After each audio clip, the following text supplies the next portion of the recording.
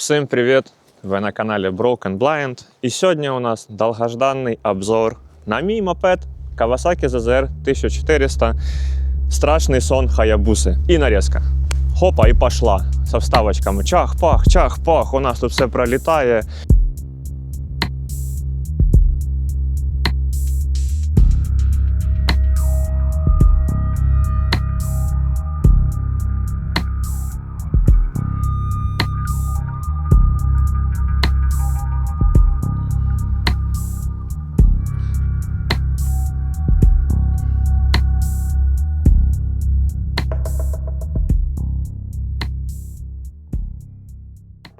Це лично мій мотоцикл.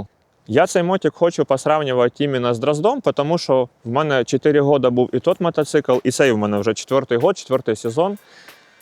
І це, опять же, один клас. Це гіпербайки. Тому буде це більш умісно, ніж сравнювати його з літрами, з літроспортами, які намного легче, некоторі мощніше, більш поворотливі, тому ми йдемо в цю сторону. На моє мнение, це один із самих недооцінених мотоциклів в принципі. Тому що ви, коли відкриваєте YouTube, перше, що ви чуєте, вам розказують, він тяжелий, він неповоротливий, що це холодильник, на двох колесах, що він взагалі ні до чого не предназначений. Це один із самих непонятних і яких-то неізвісних для чого зроблених мотоциклів. Почнемо з кусочка історії. Взагалі, як создавався цей мотоцикл? Honda вирішила крепко випендритися. І вони випустили, не випустили, а показали свій мотоцикл Honda 1100XX Super Blackbird CBR. Називається він в честь самоліта, одного із самих швидких самолітів в світі на то время. І вони його хотіли назвати просто Blackbird, але по факту названня вже було запатентовано, і за цього назвали Super Blackbird. Кстати, дроздоводам большой привет, я сам бывший дроздовод. Ну и началась гонка вооружения, началось, міряння пісунами, если вы понимаете, про що я. Можете собі погуглити відосики, як вона там розганяється, все було круто. Но компанію Suzuki дуже сильно це боліло, і вони вирішили зробити відповідку. І виходить в мір легендарна, не побоюсь цього слова, Hayabusa. Suzuki Hayabusa 1300 з об'ємом 1,3. Вони побили рекорд Honda доволі таки крепко, щось там на 7, по-моєму, кілометрів в час. Ну і взяла звання, звісно, вийшла на п'єдестал. І Дрозд уже отойшов на второй план. Тут чах-пах, історія собі розвивається. 2005 год, токійський мотосалон. Компанія Kawasaki викатує оцей ось апарат. І все було зроблено тільки для того, щоб збросити Suzuki з п'єдестала лучшого, самого швидкого мотоцикла в світі. Ну і що? В них це вийшло. Естественно. Тут уже сразу підняли об'єм, він був більше, ніж у Hayabusa. У нього в першому поколенні 1354 кубика і порядка 200 коней, що дало нам преимущество збросити Hayabusa, обогнати її і стати самим швидким серійним мотоциклом в світі, в класі гіперспорт. Опять же, на сьогоднішній день существують мотоцикли, навіть літрові мотоцикли, у яких намного більше лошадиних сил. Но я, якщо чесно, не сравнював там ТТХ і не сравнював їх заїзди, но та же Panigale сама нова, вона і там порядка 212, по-моєму, лошадиних сил, щоб я не ошибся, можете мене поправити в коментарях. Ну і що нам дає соотношення вес до лошадиних сил намного вище, ніж у цього усього холодильничка. Тому що вес у нас тут присутствує. Все-таки обзорщики не всі брешуть, а реально його снаряжена маса порядка 270 кг.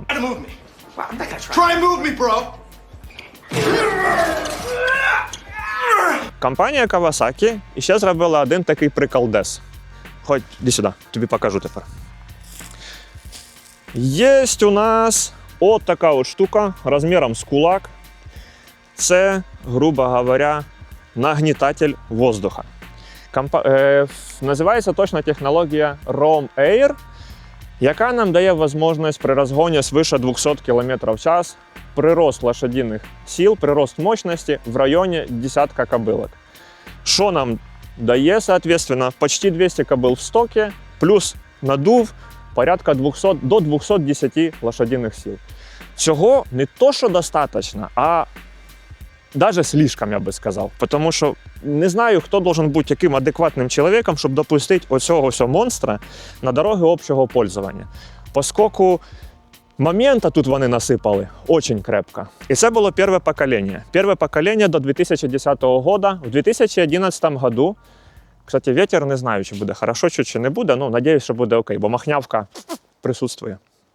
В 2011 году компанія Kawasaki викатує слідуще покоління, на якому вони увеличили об'єм мотора до 1454 кубіка, тобто на 100 кубов, і навернули ще йому момента. Опять ви спросите, зачем це зробили? Я, якщо чесно, не маю взагалі ні малейшого поняття, тому що і цього взагалі за глаза. Абсолютно. От такий от вам кусочок історії.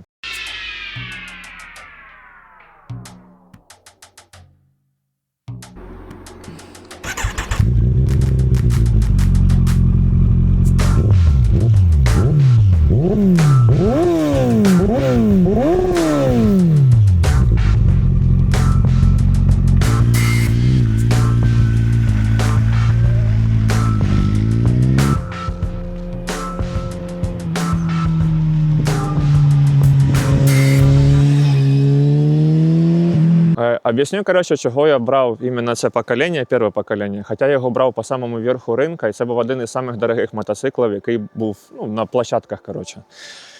Це, на мою думку, один із самих чесних мотиків. Тут немає у вас ні трекшн-контроля, у вас тут немає ніяких дополнительних функцій, помагачів ваших, які вам обрізають мощність, які вам обрізають момент крутящий. І він з електроніки, все, що у вас є світ, у вас є приборка електронна, ну і ще є АБС. Реально тут помощник, тому що вес плюс інерція і дуже тяжело тормозиться. Хоча тормоза тут на самом деле достойні уваження, тому що я 4 роки їздив на Дрозді, і там тормоза ватні. От реально, хоч і це пресловута комбі-брейк, система, в якій підтормажують сразу і вперед, і зад при нажатті, наприклад, тільки одного тормоза. Тобто, як вона працює? У вас там стоїть така от, якби, шлангочка, якщо грубо. Коли ви тормозите передніми тормозами, він у вас тормоза і заднім притормажує, бо там на супорті окремий поршеньок, який немножко теж піджимає вам жопку. Ровно так само працює і задній. Якщо ви тормозите заднім тормозом, вас передній теж чуть-чуть піджимає. Класна штука, офігенно працює, тому що якщо ви під'їжджаєте до світофора, наприклад, у вас немає цього крена мотоцикла. Тут такої штуки нема, але є АБС. Якщо вам треба буде крепко тормозитися, то АБС вам реально спасе життя. А розогнатися тут, не составляє взагалі ніякого труда, тому що паспортний розгон, наприклад, до сотки від нуля, від 2,5 до 2,9 секунди. Що дає вам преимущество, не то що преимущество, домінацію над практично любим автомобілем, електрички, не електрички, ви там можете прям мама делать. При желанні. Цього лучше, звісно, не робити, тому що тільки в симуляції в GTA RP. От так. У мене був опит, я катався на Хаябусі першого покоління, 2 рази в житті тільки. Я не знаю, як з новими Хаябусами, тому мені тяжеловато їх сравнювати, конкретно це Зізер і Хаябусу новіших поколінь, тому що мало я прокатався. Но коли я їздив на перше покоління, мені дуже не понравились, кстати, тормоза. Це, мабуть, одна із самих великих проблем була в неї. Вони настільки були ватні і неінформативні, що треба тормозити, то з цим вже були проблемки. Тут таких проблем немає. Ще одна річ, яка дуже сильно вас вводить в заблуждення. На європейських мотиках, можу сюди підзняти, на приборці у вас розділено спочатку милі зверху, а знизу кілометри в час. І от оця штука дуже сильно вас збиває з толку, тому що ви можете їхати 90 по трасі і плюватися і думати, чого всі так медленно їдуть. По факту ви будете їхати 145. Це теж немножко збиває з толку, треба до цього привикнути, тому що на ньому скорость реально не чувствується. Точно така ж історія, як і на Дрозді. Ветрозащита замечательна, но тоже хотел бы сказать, на Дрозде вроде бы ветрозащита, по моему мнению, поприятнее. И на нем в дальнобой, например, намного прикольнее ехать, чем на Зизере.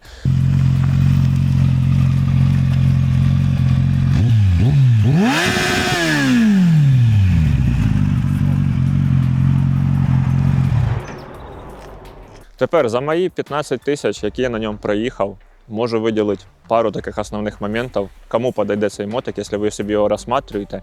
Як це дуже модно зараз відео там знімати на YouTube, коли кажуть, чи популярний, чи актуальний мотоцикл у 2026 году. Я думаю, що він буде популярний і актуальний і ще дуже-дуже довго, тому що техніка чесна, техніка доволі живуча, і при нормальному обслуживанні, при нормальному ході ви на ньому можете їздити далеко, довго, без ніяких проблем. По підвісці. Мотик все одно більше характер у нього спорт-туриста. Він м'який, він глотає відбоїни, він не вибиває вам зуби на якихось переїздах, наприклад, на якихось кочках. І от навіть зараз ви бачите, в якому місці знаходимося, я спокійно своїм ходом заїхав. Такий легкий ендуро, я би навіть сказав, взагалі без проблем він з цим справляється. В плані путешествий, взагалі пушка того, що розход у вас з двойкою, такі середньогруженими, в районі 4,5 літрів до 5 літрів на сотку. Що при такому об'ємі і при такій мощності, я вважаю, що це взагалі супер показателі. Тому що ми їздили 2 роки назад на море, ми зробили більше 1000 кілометрів, і в мене реально вийшло десь 4-4,5 до 5 літрів при скорості до 150 км в час. Це був змішаний режим, тобто ми по автостраді їхали там временами і швидко, временами десь когось обганяли, там по 2 соточки заїжджали, десь поменьше, по селам, по яким-то там 70-90, і в пробках стояли, і середній вийшов 5. Це супер. Слідуюче. Сідушечка. Прошу обратити внимание, у вас тут царські хороми. Це просто мир розкоші і комфорту, тому що у вас огромний просто диван. Що для вас? Що огромний диван для вашого пасажира. І навіть при комплекції такої, як у мене, я, в принципі, художопий, в мене всього там 75 кілограм. Но мені суперкомфортно і місця достатньо. Так само і двоєчки вашої. Вона буде сидіти собі удобненько і все супер. Якщо ви захочете десь далеко їхати, вам не треба нічого там особо думати, ставите стелажі собі, ставите собі кофри, у вас виходить спиночка, у вас нормальна грузоподйомність, і ви собі з комфортом можете кататися на дальні розстояння взагалі без проблем. Да, согласен, це не турист, це не гусі, це не вестроми, це вам не супертенери, но їх сравнивать бессмысленно. Це все-таки спорт-турист, більше со спортивним характером, но с возможностью туризма реально с классным комфортом. По ветрозащите все супер замечательно. Ножки у вас сюди лягають, вам постійно тепленько в коленки, навіть якщо на вулиці прохладно, ви собі супер тепленько їдете, вам нічого не задуває. Єдине, що я, наприклад, зробив, я на своєму поставив стекло МРА, воно трошки повише і з таким ось ще завіхренням. Казалось би, стекло від родного вище буквально там на сантиметрів 5-7, але воно реально дуже сильно спасає. І ще є такі штучки, воно може і некрасиво виглядає, але типу, якщо ви його ставите, такі от вітровички, я потім покажу на фотки, то теж дуже сильно спасає, тому що якраз це завіхрення вітра йде над вами і вам не дує. Я на ньому практично все время їздю з відкритим візором, мені не задуває, я себе комфортно чувствую. Просто у мене 1,82 м, тому по посадці вопросов ноль.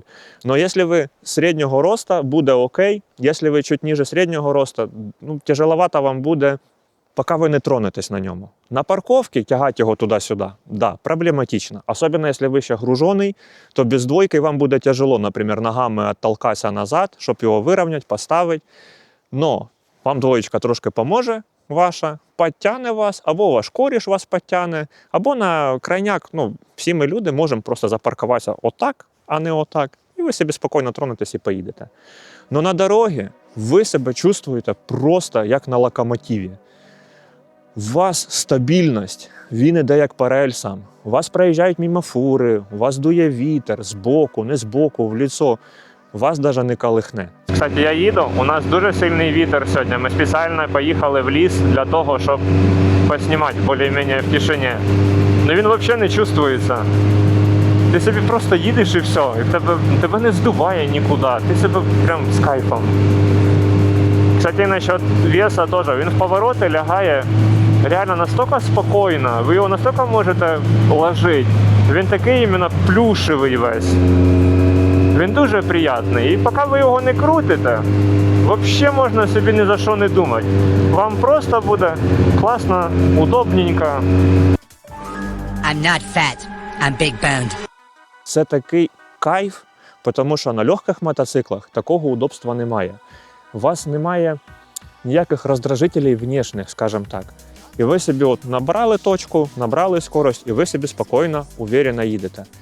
Слідуюче, в путешествиях запас мощності. 6-та передача, ви втикаєте, 3000 оборотів, 3-3,5, скорость 90, 100, 110. Супер, супер, обалденно, комфортно. Єдине, що сразу такий совет, якщо їдете десь далеко, поставте, пожалуйста, родні банки. Тому що у мене стоїть отаке ось ричало з фірми Dominator. І вона пуста, вона без ДБ-кілерів. Я вже його покупав з такими банками, з таким вихлопом. У мене, якщо видно, тут ось є дирочка під болтик. ДБ-кілерів немає.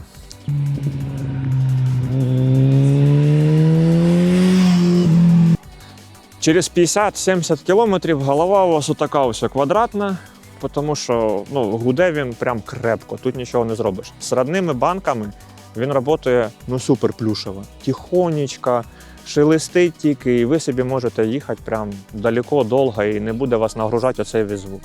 По городу пошмалять, базару. Якщо хочеться постріляти, прям ра-та-та-та-та, всі усі движення, то тюнінговий вихлоп і можете наводити суєту без проблем. Огнем стріляє, з вихлопа хлопає, при переключеннях у вас ззаді канонада, феєрверки, Новий год кожен день. Ну і, звісно, це додає улыбки, тому що всі ми знаємо, що ми хочемо від мотоцикла, правильно? Громкий, мощний, бистрий, тудим-сюдим, клас. По городу, насчет там габаритів, я вставлю відосик зараз, ось, оп. Междурядье проїжджається без проблем. Даже якщо у вас десь якась крепка пробка, якщо вам треба десь просунутися, у вас є такий ось плюшечка, дивіться. Раз, о, це таке прям крепко, давно його не слажував. Раз, ви поняли. Можна сложити зеркала і їхати собі в пробки, ви стаєте узеньким, ви стаєте пронирливим везде, і ви собі чик-чик-чик-чик-чик-чик, як рибка в воді, спокійно проїхали. О, що, блядь, сламаю ще. Надо помазати, бо я їх не складаю. Я, в принципі, і так пролазю везде, де мені треба. Це теж один головний плюс. Ну, на скорості, кстати, вони настільки обтікаємі, ці зеркала, що їх не слажує. Бо на Зізері, на Дрезді у мене була така проблема, що там свише якихось определених скоростей у мене зеркала трошки, сворачувалися. Тут такого прикола немає. Температура в городі. Це да, це проблема.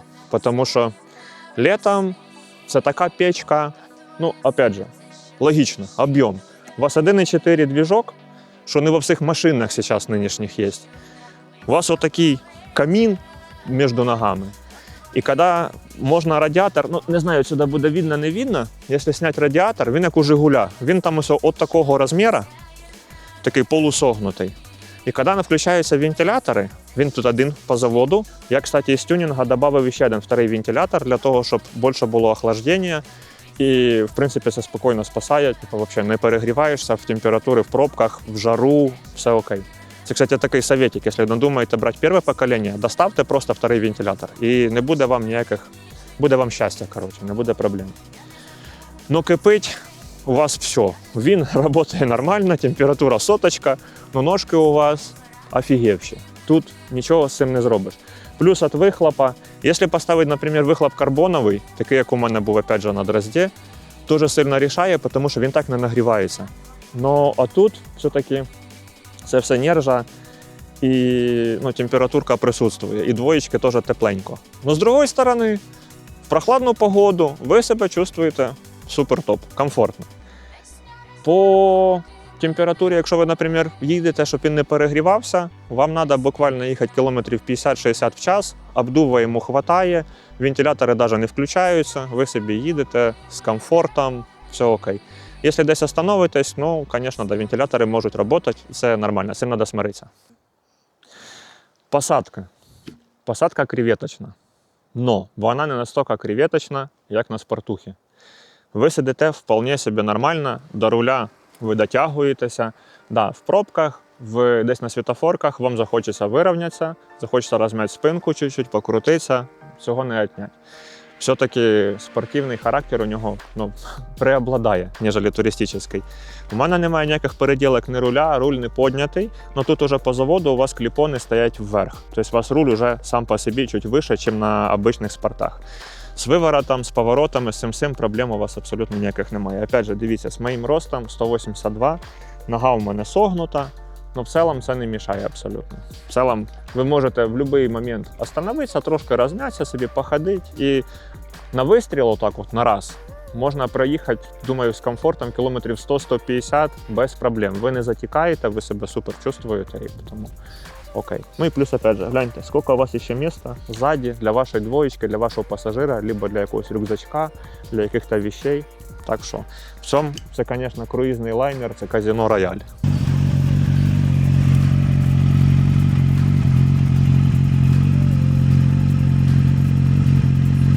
Вес, я все-таки його приписую до плюсів, тому що стабільність. Я коли катався на Кавасакі, в мене колись був ER5, такий класик, теж фоточку прикріплю зараз. На ньому найбільша була проблема – це вес, тому що на трасі, якщо ви їдете, на ньому дуже тяжело було, його швиряло зі сторони в сторону. Тут у вас колосальна стабільність, постійно прогнозуема мощність і комфорт. Якщо ви задумаєтесь купляти цей мотоцикл, і для кого стоїть його розглядати, для кого краще його не брати. Естественно, первосезонникам, ви розумієте, по яким причинам я його не советую. Крутящий момент – відсутствие всяких контролей, трекшн-контролей, контроля тракції і колосальна мощність, ви просто банально з ним не справитеся. Він спокійний до 3000 оборотів. Потім у вас починається яролаж. Він настільки тягне за счет об'єму і за счет крутящого, що у вас починається телепортація. Якщо у вас тахометр піднімається свише 6000, там все. Там просто телепортація в масло. Тому що валить він дуже крепко і дуже уверенно. Навіть мої знайомі, які каталися на ньому, які спортоводи, в яких було по 15-20 мотоциклів самих різних, R1, джиксери там і все таке, приїжджали з такими руками і просто були в шокі, тому що кажуть, що це фізика просто тут відсутствує абсолютно. Що такий вес, якби з такою мощністю, і так як він їде, так як він рулиться, це просто космос. Він не підійде економістам, тому що на дальняки розход топ. Но якщо ви хочете пожиганити, то будьте готові, тут добрий вечір, в бак заправлять 2 рази на покатушку, взагалі норма. Середнє від 5 до 25. Все залежить від того, як ви крутите ручку газу. Тому що чим більша скорость, тим там з бака тягне так, що буває, аж вминає той бак. Треба з цим смиритися. Ну і плюс обслужка. Зжирає він резинку, будь здоров, резинка відлітає тільки в путь. Постійно треба слідити. Це як в будь-якому мотоциклі. За маслом, за охлаждайкою, не перегрівати його, тому що бувають проблемки. А ще із особливостей обслужки. Дуже тяжело тут міняти свічі. В принципі, якщо ви ставите іридіум, то вам раз на 40 тисяч ви їх ставите і забуваєте, але із-за того, що тут рама йде монокок, у вас мотоцикл, виходить, верніше, мотор висить під мотоциклом, тому що рама у вас йде отак от. У вас по бокам рами цієї немає, як в класичних мотоциклах. Так само, як в цьому же дрозді. Із-за цього, щоб поміняти свічі, треба дропнути мотор на землю. Це теж мінус, тому що обслужка таке робити треба раз на якесь время. В принципі, з цим можна жити, можна миритися. Плюс, якщо ви перфекціоніст, вам теж цей мотоцикл не особо підійде, тому що Kawasaki – це Kawasaki. Іноді є відчуття, що у вас там просто тіліпається от як відро, і в відро сипанули так от трохи саморізів якихось болтів, і отак от тіліпають його там всередині. Тому що щось десь грохоче, щось десь там шелестить, трахкотить. Це норма. Для кави це норма. Для всіх старих Kawasaki це абсолютно норма. Я скільки не зустрічався на сльотах, скільки не розмовляв з людьми. Постійно шелестить коробка, це як у Дукаті. З цим просто треба жити. Постійно шелестить корзина сцеплення у вас. Теж абсолютно і окей. Можна вбухати цілу кучу грошей, відремонтувати це, і буквально через 1000-1500 у вас воно опять почне шелестити. Тому, якщо ви там прям усираєтеся за те, щоб у вас працював супер як часики мотор, лучше його не покупайте, бо ви будете в паніці постійно, у вас буде істерика. Я поначалу такий самий був. Після божественної Хонди, яка працювала просто як автомат Калашникова, тут я був в шокі. Якісь звуки, поломаний мотоцикл.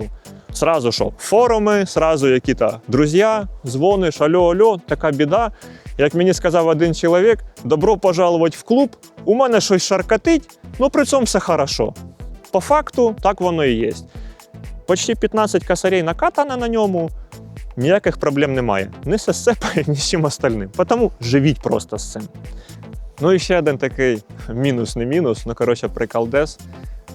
Ви будете багато балакати з людьми, тому що вас підходять і спрашують, а що це у вас 14:00? А ти їм кажеш, що це не время, це об'єм мотора. І у всіх плюс-мінус одинакова реакція. Скільки? Ну і коротше, пішла жара. Вам по-любому треба буде десь на якої-то там заправочці, коли ви п'єте кофе, з кимсь по-любому потрендіть. Тому що 1.4 зустрічається доволі рідко. І на вас трошки будуть дивитися, як з недоумінням, скажімо так. Для чого вам цей мотоцикл? Не розуміти просто. Такий збиток мощності, крутящого і всього остального. Но на самом деле в цьому є свій кайф просто.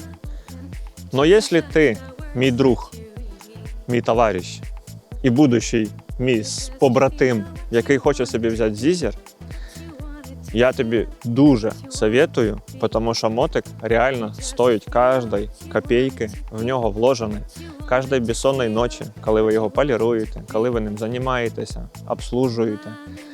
Він суперудобний, супермощний, суперкомфортний. Він вам подарить уйму емоцій, удовольствия, і в ньому є душа. Це банально, але в ньому реально є душа. Офігенний мотик, реально офігенний. Ви собі комфортненько раз і пішов. Кстати, із мінусів забув сказати, я би перешив сідушку, тому що стандартна сідушка, вона хоч і здорова і доволі м'яка, але на дальняки їй не вистачає. Косточки все-таки затікають з часом. Потому, если есть мысль где-то далеко кататься с комфортом, лучше сделайте себе под гель, и не буде вам нещастя. Бо я, допустим, з того, що худоватий, в мене кості, виходить, опираються в сідуху і затікають ноги. Тому що кровообращення нормального немає. Гелева сідушка це рішає взагалі без проблем. У вас тоді царський диван, і пожалуйста. Гоняйте собі, скільки ваша душа желає. Кайфовий мотик. Емоціональний, приятний. Вообще. Якщо ви навіть задумуєтеся, у вас якісь сумніви, брати чи не брати, беріть. Просто беріть, ви кайфанете 100%. Головне, акуратно з ручкою газу. Бо можна наделать ділов.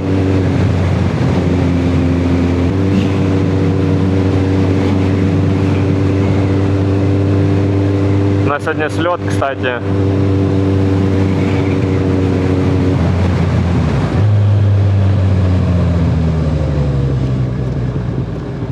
Що, пожалуйста, чик-чик-чик-чик, перепригав собі спокійно і взагалі нічого тобі не б'є, не зуби не вибиває, у вас не пломби не висипаються. Коробка, кстати, теж дуже м'яка. Не хондовська, звісно, но м'ягенька. З передачами у вас проблем немає взагалі ніяких, вони щелкаються, міняються, навіть без питань. Тут це ваш лучший друг, лучший ваш коріш, він вам буде прощати ошибки, він супер лояльний, навіть якщо у вас ви захочете десь там трошки почудити, він лояльний, він це все терпить. І все до цього всього відноситься з поніманням, якщо ви його любите. Но є у нього одне но. Якщо ви перестали його побоюватися, то, скоріше всього, сезон у вас закінчиться дуже швидко. Тому що те, що може він, ви вряд ли зможете осилити. Така правда. Я сподіваюся, я вам хоч трошки допомог, вніс якусь ясність, що це за апарат і з чим його їдять. Любить цього паука, мабуть, може не кожен. Можна його хейтити скільки угодно, можна розказувати за всякі його мінуси, але плюсів у нього набагато більше, ніж цих мінусів. І вони просто меркнуть над його характером, з його відом і з його харизмою. Тому спасибо вам большое, що ви подивилися це відео. З вами був Бодька Павук. І зустрічаємося з вами на дорогі. Пока-пока. Оба! Ви думали, що це кінець відео, а це не кінець, прикиньте. Забув сказати одну із основних речей, за що я люблю цей мотик. Це за звук. Просто зацініть цей бархатний звук рядника з об'ємом почти 1,5 літра.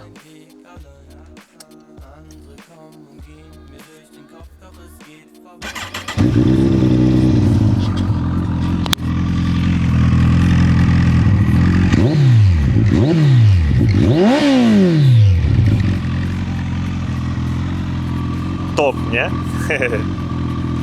Все, тепер точно. Конець відосика.